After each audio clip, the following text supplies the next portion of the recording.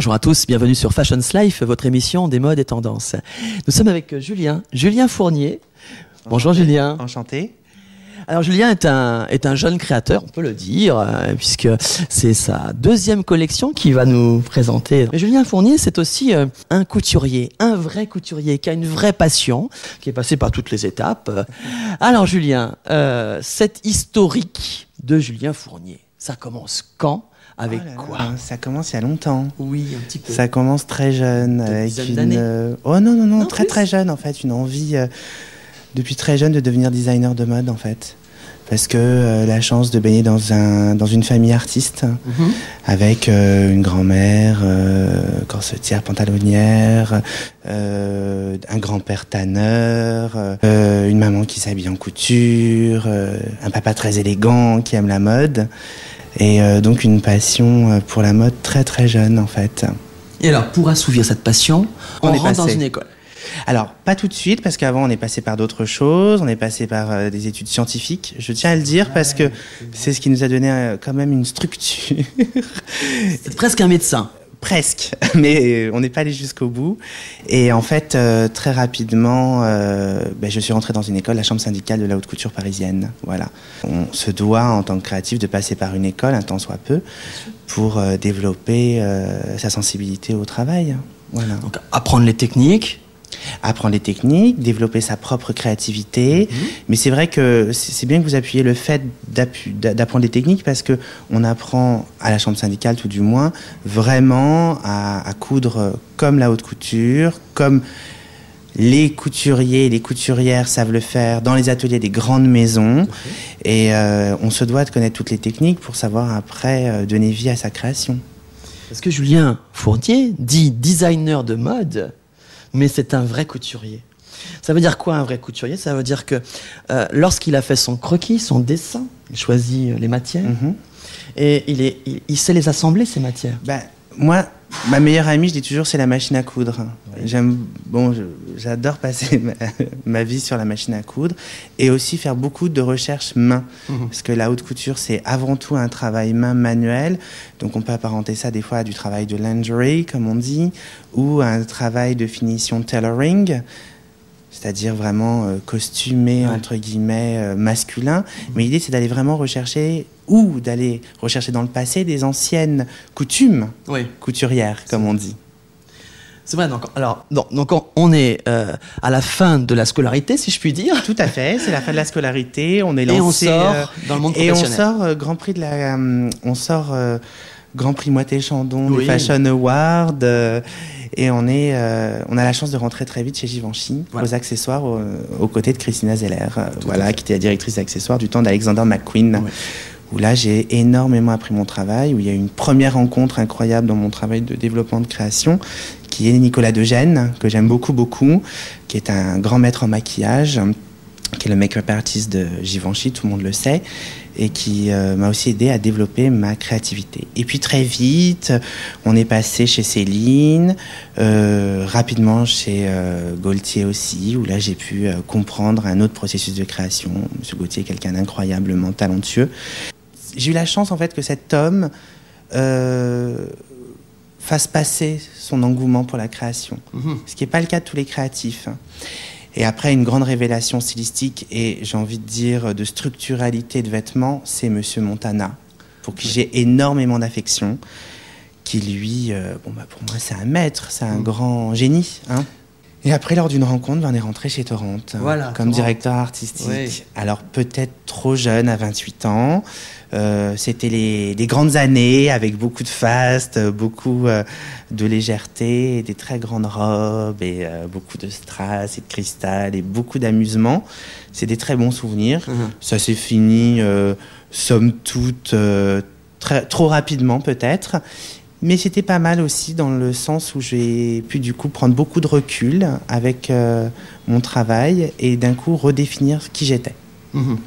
Donc là, on est parti très vite à Séoul.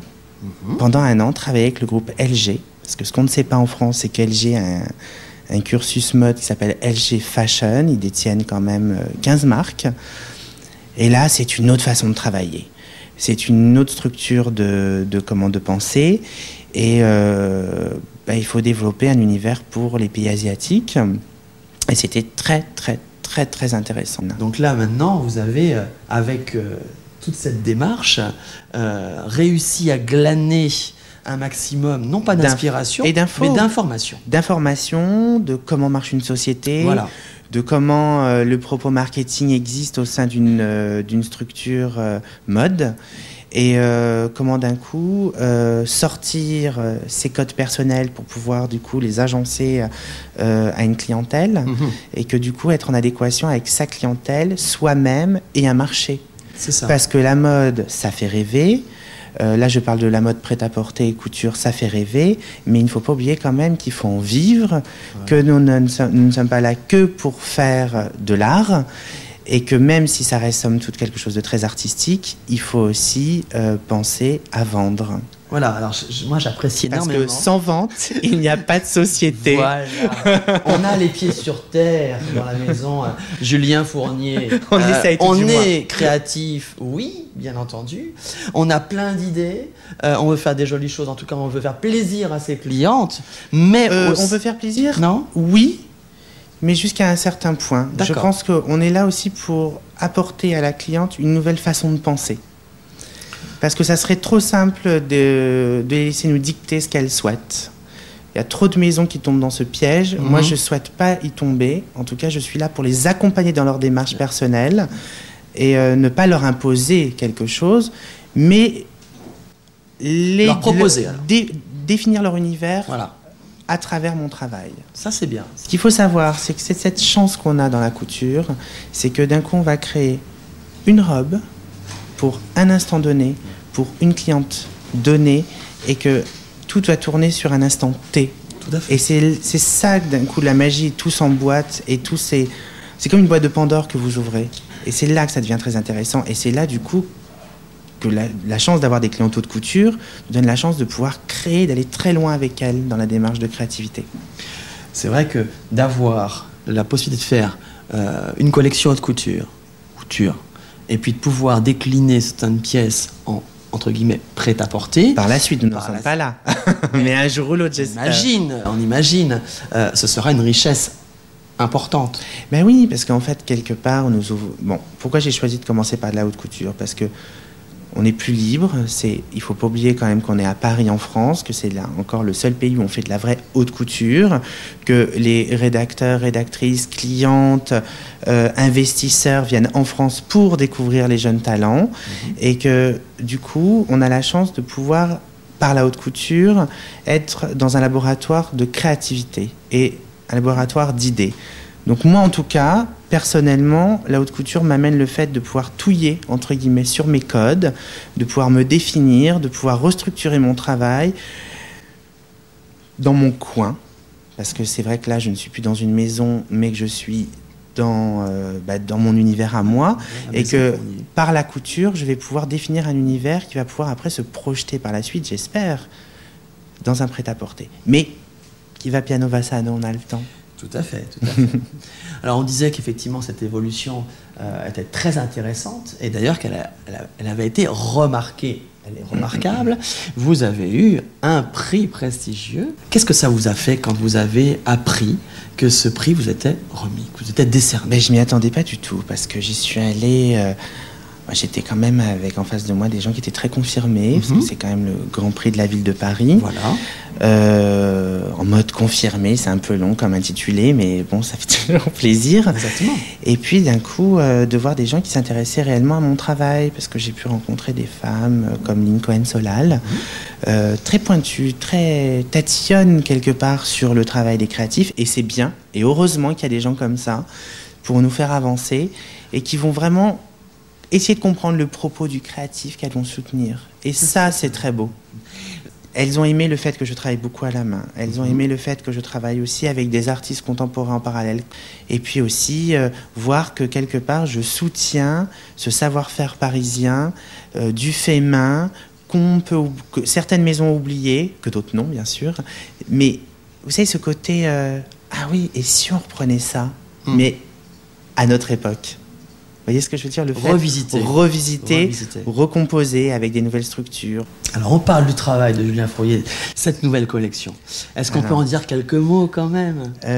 Alors moi, la dernière collection, pour revenir. Voilà, on commence par la dernière collection. Pour la dernière collection, j'avais travaillé sur une vulnérabilité épidermique. C'est-à-dire l'idée, c'était un peu d'une façon dogmatique, comme j'ai fait médecine, de montrer le corps à travers des fenêtres. Et j'aime beaucoup cet univers de trompe-l'œil.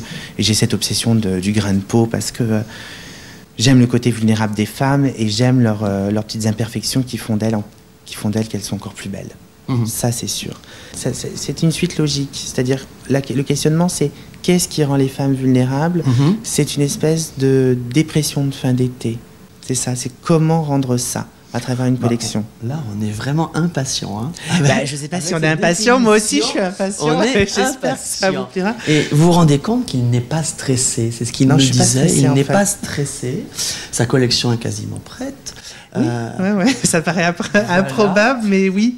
C'est rare qu'un jeune créateur ait autant cette confiance, mais c'est très très bien. Oh, je ne sais pas si j'ai confiance. Je sais surtout que j'ai été en adéquation avec moi et qu'on s'y est pris très, très, très tôt, en tout cas. Écoutez, Julien, on boit vos paroles. En tout cas, ça nous fait énormément plaisir, de pouvoir vous entendre, parce que je pense que vous allez pouvoir apporter énormément de choses, tant par votre travail, vos collections, et ce n'est pas un secret, mais il y en aura d'autres, bien entendu. Et on fait tout pour. J'en suis persuadé, moi je peux prendre le pari, ça c'est sûr et certain. Je suis très content de vous avoir donné cette parole et on est impatient de voir votre défilé. J'espère qu'en tout cas ça touchera la femme de maintenant, parce que ce que je voudrais juste dire, c'est que moi, mon but à l'heure actuelle, c'est d'allier la tradition de la haute couture avec cette nonchalance qu'ont les femmes d'aujourd'hui. Et ça, c'est mon leitmotiv, ce côté vulnérable et nonchalant qui est vraiment d'actualité aujourd'hui. Et mesdames, je vous parle, n'ayez pas peur de vos vulnérabilités, c'est là où est votre force. Là, j'adore. Julien, merci beaucoup. Mais merci beaucoup. Et puis à très très très bientôt. Mais à très vite. Merci.